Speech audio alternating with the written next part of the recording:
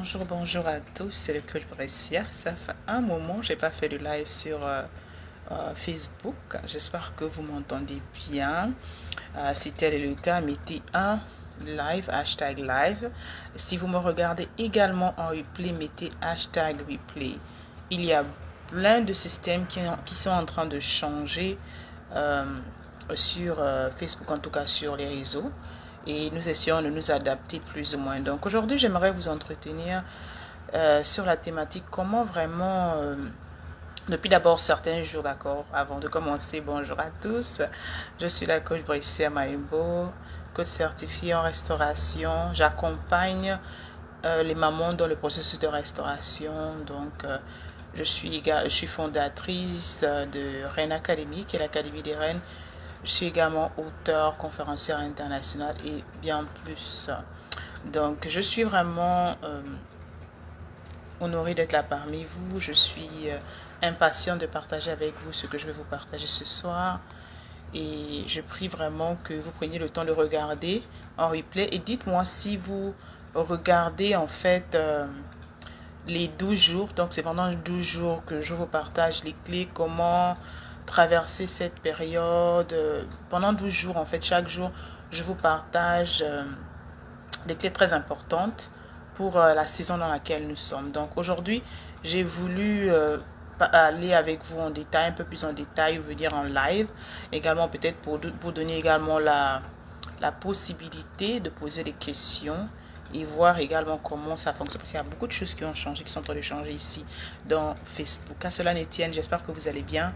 J'espère que cette période ne vous stresse pas trop. J'aimerais d'abord en tout cas déclarer et proclamer que cette saison, c'est une saison au cours de laquelle il faut vraiment partager la joie. Il faut vraiment vivre la joie.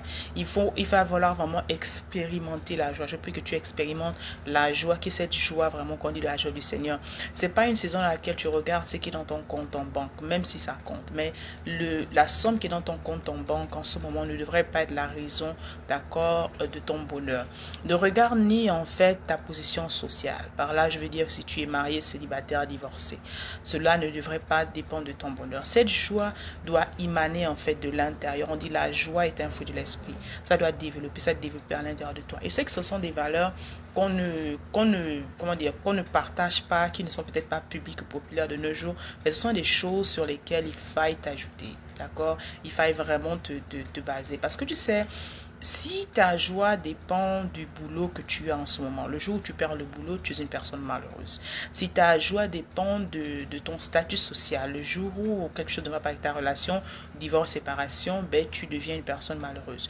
Si ta joie dépend de la maison dans laquelle tu habites, d'accord, ou de l'environnement dans lequel tu es, et cet environnement se collapse, il y a quelques mois, ici l'année dernière exactement, en Californie, aux États-Unis, toute une tout un quartier de riches, un quartier résidentiel, si on peut le dire comme ça, a pris feu en fait, d'accord. Donc les maisons sont allées en lambeaux. Et tu as des témoignages comme des personnes qui disent, waouh, je venais juste à peine de terminer de payer la maison de mes rêves. On a conçu, mon mari et moi, on a économisé ce qu'on a économisé. Et voilà, en fait, c'est parti en lambeaux. Si t'advienne que cela soit ton cas, qu'est-ce que tu ferais en fait? Et c'est tout ça en fait. Pourquoi? Parce que des fois, on crée la joie, on attend la joie, on attache la joie en fait, notre joie à un système de pensée, à un moment, à quelque chose. Et la joie doit être vraiment cette chose que tu développes à l'intérieur de toi, qui n'a absolument rien à voir avec ton état d'esprit, qui n'a absolument rien à voir avec toutes ces choses en fait.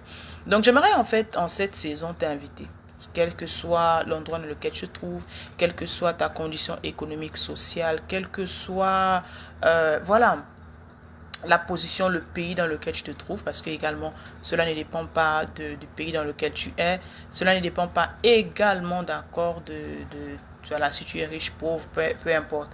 Et même ça, c'est une autre grande question encore, la richesse et la pauvreté. Donc, j'aimerais en fait te partager qu'est-ce que tu dois faire pendant cette saison. Pourquoi cette saison est très importante. J'aime beaucoup cette saison. C'est une saison, l'une des saisons favorites que j'aime beaucoup. Cette saison, c'est une saison où où tu dois t'arrêter en fait, d'accord? Donc comment tu dois préparer spirituellement ta maison, ton foyer, voilà, l'endroit dans lequel tu es en fait. Et je dis, tu peux être dans un appartement d'une chambre, tu peux être dans un appartement de 2 chambres, tu peux être dans un château, tu peux être dans une villa, peu importe en fait. Le plus important, c'est que tu puisses prendre conscience de ce dont je te parle en fait aujourd'hui. Et la première chose dont je vais te parler, d'accord, c'est de préparer spirituellement, te préparer spirituellement ta maison, ton foyer si tu es marié, ton futur foyer, d'accord, si tu regardes cette vidéo des années plus tard et tu es déjà marié, gloire à Dieu. Tu dois préparer spirituellement. Qu'est-ce que ça veut dire préparer spirituellement et comment préparer spirituellement? C'est-à-dire que la période de Noël, c'est une période très, très, très spirituelle et sacrée. C'est une période qu'il ne faut juste pas regarder comme étant voilà la période festive, on fait les courses, on fait les gâteaux, on fait la biche de Noël. Ça c'est bien, c'est le côté business, d'accord, le côté artistique. Mais spirituellement, il y a des choses qui se passent ou que je me dis, si tu écoutes cette vidéo, devrait se passer en fait. Ou si tu n'étais pas au courant, il y a beaucoup de mouvements qui se passent dans le spirituel en cette période de décembre. Raison pour laquelle il faut vraiment, vraiment être connecté en fait. Et il faut vraiment être, comment dire, au courant, aware, d'accord. Et ce qui fait que pendant cette période, tu dois vraiment, je t'invite à vraiment avoir une certaine routine spirituelle, avoir une certaine sensibilité spirituelle, avoir en fait certaines choses que tu fais sur le plan spirituel. Je ne vous donnerai pas tout dans les détails, mais j'essaierai en fait de vous donner quelques-unes. La première, c'est de faire en sorte que si tu es chrétien comme moi, d'accord, que tu puisses lire ta Bible. Si tu n'as jamais pris le temps de passer le temps dans la parole, mais je dirais qu'en ce mois de décembre, il y a une culture, une tradition qu'on a ici à la maison que je fais avec les enfants depuis, c'est pendant cette période de lire en fait l'évangile de Luc, d'accord? De prendre le temps, depuis le 1er décembre, on commence chaque année, lire Luc. Pourquoi Luc? Parce que dans l'évangélique, en fait, on a l'histoire, la vie de Jésus qui commence de sa naissance, de sa conception, comment Marie a reçu l'ange, comment la grossesse même de Marie est un miracle, comment ça s'est passé, comment elle a rencontré Élisabeth, quelle est la symbolique. C'est-à-dire que tu prends le temps pour le temps chaque jour. Vous prenez un chapitre, Luc 1, vous lisez, Luc 2, etc. Ça peut être l'air long, mais je vous assure que en faisant cela chaque année même, ça va revenir de répétition et vous allez voir que les enfants vont comprendre vraiment la vraie symbolique de Noël.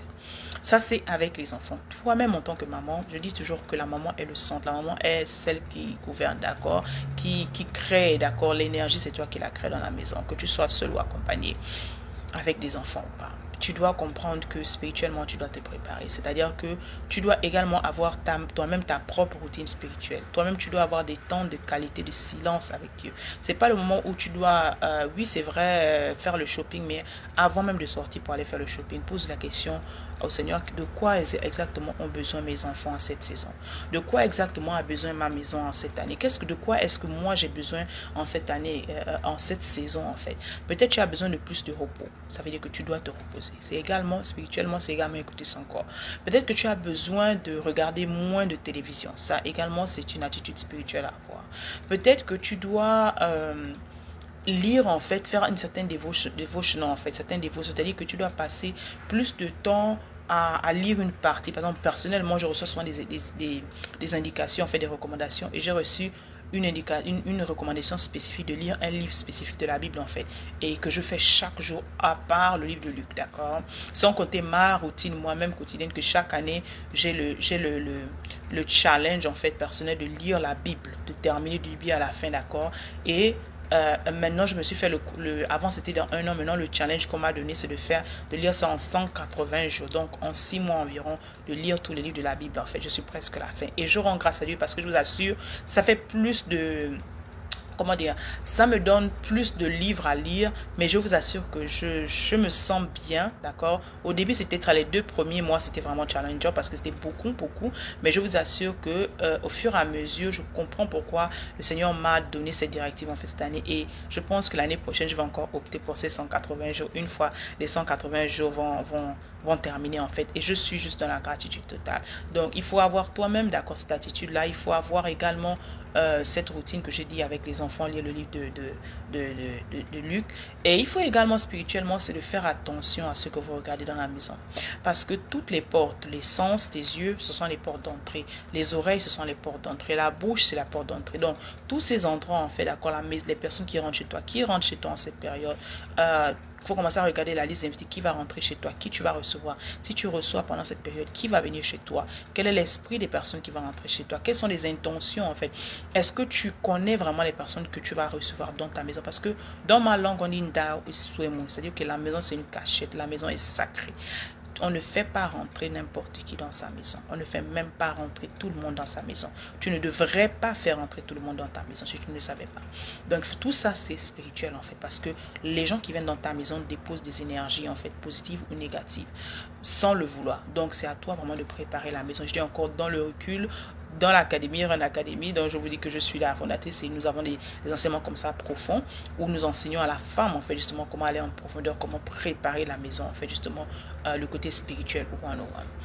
Donc en dehors de cela en fait, il faut également voir, regarder des films, regarder également par exemple, en ce moment, notre pasteur a une certaine série en fait qu'on fait depuis, et chaque dimanche, depuis près de 2 mois, il nous prépare en fait à... On parle de legacy, d'accord? On parle de la prochaine génération, on parle de comment entretenir sa flamme, comment vraiment être un véritable disciple du Christ. Donc, il faut avoir une spirituelle routine, il faut avoir, je dirais, une maison, en fait, dans laquelle tu te nourris, une maison spirituelle, c'est-à-dire qu'une église. C'est-à-dire qu'il faudrait que tu instaures cette culture, cette coutume dans ta maison, dans ta famille. C'est-à-dire que vos enfants, vous devez aller à l'église tous les dimanches, si vous êtes des chrétiens. Sauf si vous êtes dans les capacités de le faire physiquement, d'accord? Mais faites autant soit peu ayez en fait justement cette attitude d'aller à l'église, cette habitude d'aller à l'église. Lorsque vous allez le faire, vous allez voir que les enfants vont s'habituer. Le dimanche, c'est non négociable. Ce qui fait qu'il y a certaines activités qu'on ne peut pas faire le dimanche, parce que la première partie, la priorité, c'est vraiment, comme on dit, ma maison et moi nous servons l'Éternel. Encore, ça c'est un motto que j'ai décidé en fait justement depuis des années, et ça c'est non négociable. On va à l'église tous les dimanches en fait. Ça permet également à l'enfant d'avoir une certaine structure, d'avoir une certaine stabilité. Et en parlant de cela, l'une des choses les plus importantes lorsque tu déménages, tu aménages quelque part, après avoir regardé l'école des enfants, l'école dans laquelle les enfants vont aller, c'est très important. Les enfants ne devraient pas aller dans n'importe quelle école, publique ou privée. Il faut également regarder l'église dans laquelle vous allez aller, parce que en dehors de la maison, l'endroit dans lequel vous allez aller, l'église même, d'accord, le culte, l'endroit où vous allez vous nourrir spirituellement, vous ne devrez pas aller dans n'importe quelle maison, n'importe quelle église en fait. Pourquoi? Parce que l'église est cet endroit dans laquelle tu grandis spirituellement, où tu devrais grandir spirituellement. C'est également un endroit dans lequel tes enfants devraient grandir. C'est également un endroit dans lequel comment dire, vous deviez vous épanouir en fait, vous vous nourrissez. Donc c'est très important de sélectionner cet endroit-là avec beaucoup de soin en fait, d'accord? On ne le sélectionne pas au hasard. Numéro 2, il faut également vous inscrire vous inscrire dans des groupes. Si votre église a des groupes de femmes, des groupes d'hommes pour les hommes, pendant ces périodes, il y a souvent des différentes activités. Par exemple, notre église et nous avons eu le dîner des femmes, d'accord, des femmes de l'église. Chaque Noël, on fait ça. Peut-être que je vais vous balancer la vidéo. Et c'était un pyjama party. C'était vraiment bien. Où on a échangé des cadeaux. On a eu un message spécifique pour les femmes. C'était juste magnifique, en fait. Et en fait, pendant ces moments, soyez vraiment intentionnels dans le genre d'activité spirituelle que vous allez y recevoir, en fait.